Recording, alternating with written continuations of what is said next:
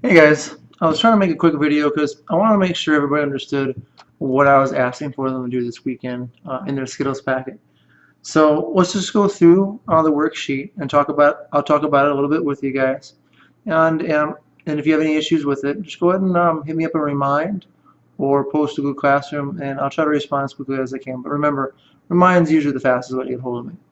So the first thing we did in class is we stated the problem and we had the problem done. So we're good to go on that. But we put the problem down there. Then we conducted our research, and remember when we went online and we found information that had to do with Skittles and the frequency of different colors from different people's studies, like Alex or Quadrant Dan or the video that we watched. And you guys formulated a hypothesis, and then we listed the materials you needed for the lab and the steps that you need to do. And we did all that in class. So that should have been, you should have left with that done. Let's go to the next stage. So our next page here, and I'm just going to move our way down here to save some time on this, is we had, and I don't even have it shown here, but the next page was the page that we had, it said red in a box, and it said green and yellow and orange, and then we wrote down how many red there were in a package and how many green there were in a package. And you took that all together with your partner, and you put the data on that page, and then you moved that information over to this page here. And here you wrote down your colors. So we had the colors like yellow, green, blue, whatever it may be. The frequency, remember the word frequency has to do with how often does that particular color show up. So if it says yellow, you counted 10 yellow, you put the 10 here, and the yellow there. And then of course you added up all of your total on the bottom here at the end, so you know how many were in the package as a total. And then we solved for the percentage, and I had a video already posted about that, so I won't waste too much time on that. But remember, when you solve percentage, we're just taking this frequency number here, and we're multiplying that by 100, and then from there we're dividing it by the total number that we had in the package, and that will give us our percentage. And of course you need to round up or down depending on if it's 0.5 up or below 0.5, you'd round it down, or whatever the calculator is giving you, or if you're doing it by hand.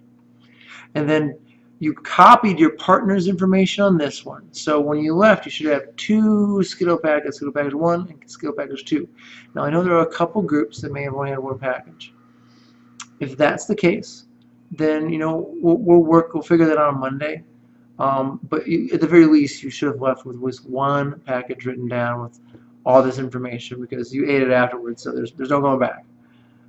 Then we made our graph, and on the bottom here we put our colors, and then over here we put the numbers that show the frequency of it.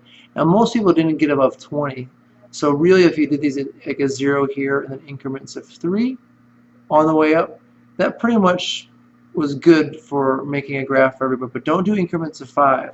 Increments of 5 will be too big, and your bar graph will look funny, because it'll be everything will be very, very close together.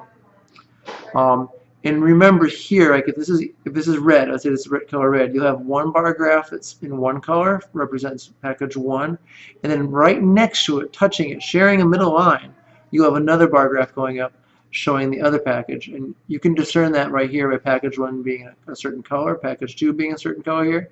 So this is kind of our key or our legend for it. Or you could do it in a pattern like sideways stripes this way, and the other one would be stripes this way. Whatever suits your fancy, I don't care, as long as I can discern between package 1 bar and package 2 bar. And you filled up the graph. So most of you, I feel, left with this done. It should have been done. Nobody came to me and made me aware that they were having issues and didn't have this done. So that leaves us really with the homework. So what I was expecting to get done on homework. So this is what you left probably having to do at home. So the first one says list the candy colors in order according to frequency. I don't care if you do it in ascending or descending order. The first one being the smallest and then going up, or the first one being the biggest and going down. But what I do need you to do is I do need you to make sure that if you have red, and if red was the least, you'd say red was 5, 5 red. And then, blue, we have orange. Orange is the next least frequent, and you'd say orange, 7 orange. And then green, 10 green, and then so on, and building up like that. And you'll only have to do this for one package. You don't have to, but if you want to, you can commingle the information from package 1 and 2 and show the frequency in that, or you can do it in one package.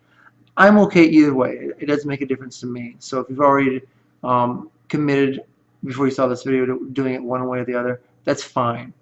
Number 2, it says, will the most frequent candy color always have the greatest percentage of the package? Explain why or why not. So the one that has most frequent color, the greatest percentage, do you think that's a constant?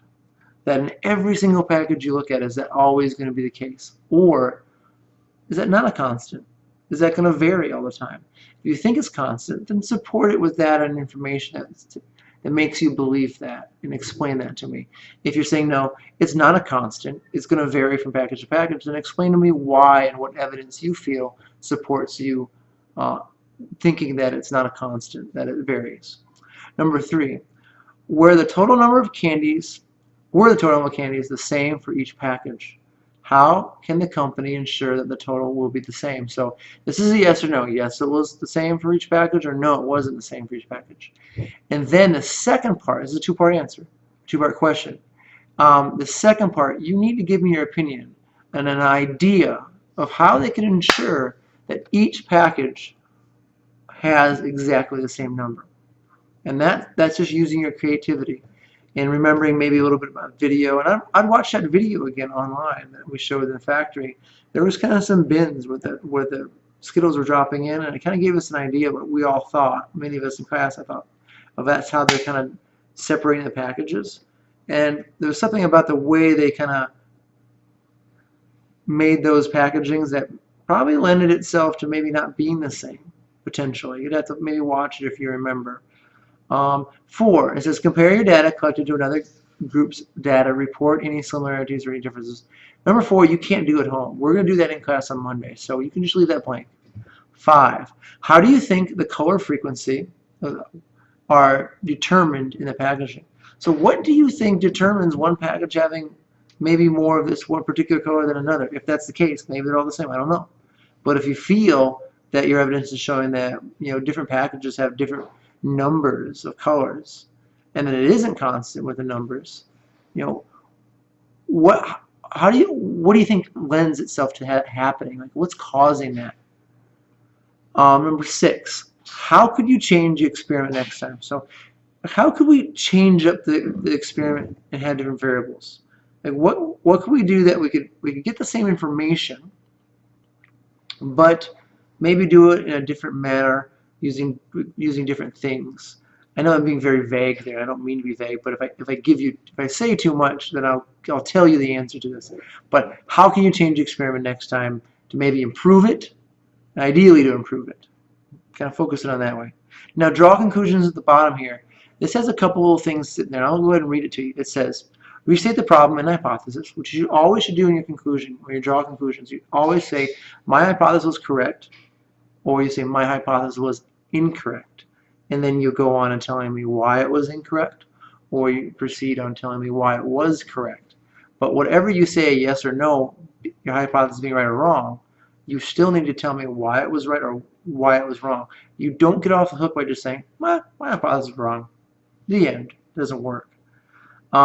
Did the data support or reject the hypothesis? So you've got to tell me about that. Did it support or reject it? Explain why or why not. Again, explaining why your hypothesis is right or wrong. Which variables could have affected the results? Now, this is a tough one. The variables in the experiment are like the package size. That's a variable. So if someone brought a different package size in, could that affect the results? Potentially. I'll let you decide on that. Could something at the factory have been a variable? Could where you have bought the package be a variable? Could would have been okay to do different flavors, and since like different series, not just originals, but tropical and some other ones? Would that have affected the results? Then make recommendations for improvements for future studies. So how would you improve the study? And which, to be honest with you, you can probably leave the further improvements for future studies, because I kind of feel like that is answered in number 6. So really, when we do the draw conclusions, I just want you to focus on, was your restating your hypothesis, telling me whether it was correct or incorrect, and then telling me what evidence you have that supports it being correct or which evidence you have that supports it being incorrect. Now, I want to cut the video short because we're about 10 minutes now, and that's quite a long video, but I wanted to put this out there to help give you some guidance if you were kind of floundering and not quite sure how to answer these questions. And again, hit me up and remind if you have anything that I can help you with, and or you can do the Google Classroom and make a comment there. And then us as a community of students and myself as your teacher, if you feel like someone has a question on there that you can answer, go for it and help them out and answer it.